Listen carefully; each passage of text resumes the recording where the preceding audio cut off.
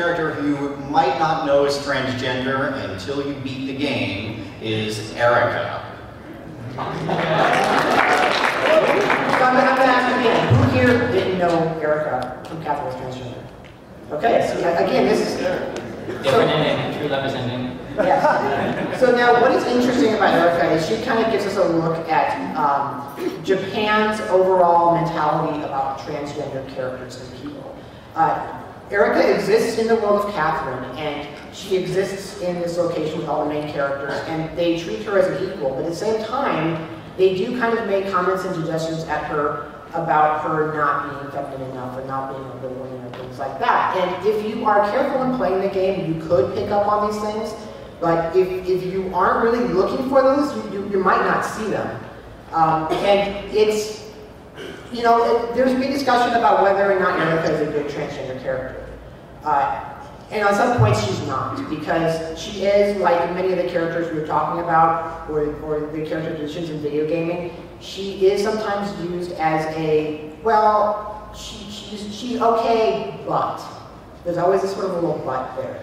But at the same time, when you're playing this game, Catherine, none of the main characters are really sparkling examples of, you know. I mean, all the men in this game, too, are kind of total horn dogs, you know, and they're all talking about cheating or doing this or doing that or whatever. So you have to look at it in the whole entire scheme of the game and how those characters are presented. And I think Erica is sort of a result of what I've sort of called the Star Trek theorem of LGBT. Since we've seen the Star Trek TV show, you'll know that they've gotten a lot of deserved stick for not doing the best representations of the LGBT spectrum. But at the same time, though all their LGBT character stories ended very tragically, I feel like in a way they were sort of articulating the fact that back then, especially when the TV show was running, people weren't allowed to openly talk about things like being gay. Their stories ended tragically because unfortunately that's how a lot of stories were ending back then. And so Erica kind of reminds me of people that I know who've suddenly transitioned in a group of friends but not said anything about it, and everyone just sort of doesn't know what's going on because it's not accepted as a good thing to talk about it, evidenced by the fact that nobody talks about it in the game. Oh, and no matter what you do in the game, your romantic choices always end up being between Catherine with a K or Catherine with a C, and you can't successfully romance Erica. Oh. So I'm hoping Atlas's next game is going to be a game where you can choose between Erica with a C or Erica with a K. And now, speaking of some not so great transgender depictions, we have Alfred Ashford from the Resident Evil games. Alfred is the classic Norman Bates split personality psycho killer. There is an Alexia Ashford, but he developed a split personality and thinks that he's both Alfred and Alexia. So he's also something in a negative depiction because when he's dressed as Alfred, he's a very prissy, sissy male character.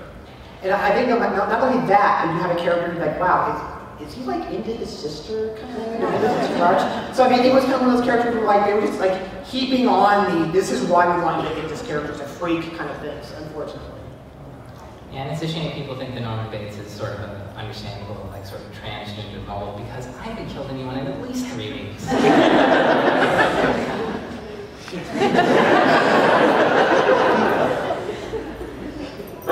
And furthering the Norman Bates crazy murderous transvestite stereotype is another quirky game.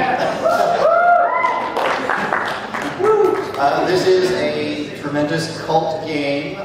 It's based strongly on Twin Peaks.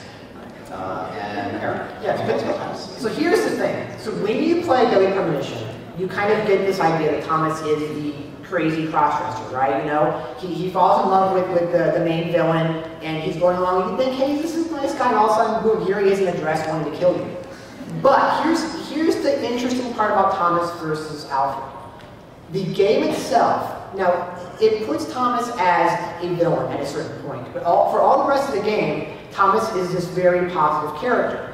And the main character of Agent York, or Zach, however you want to look at him at a certain point, he never once makes any sort of derogatory comment about Thomas. And we're seeing the whole world of Deadly Premonition through Agent York.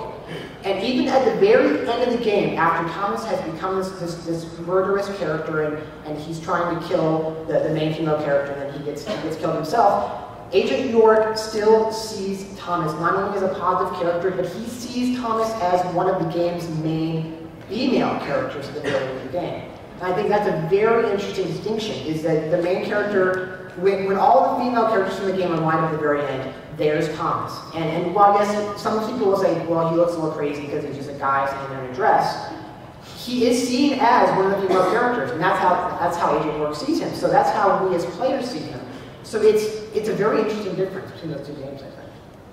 That's true. Anybody else on Thomas or Norman Bates? Well, just in general, in entertainment, transgender people generally, it's an excuse to say, oh, here's a bad person.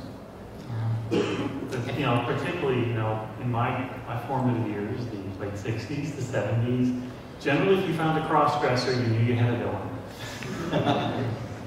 Yeah, kind of like Rainey Mosselmeyer from Grand Theft Auto, Liberty City Stories and Vice City Stories. So like, she's not necessarily anymore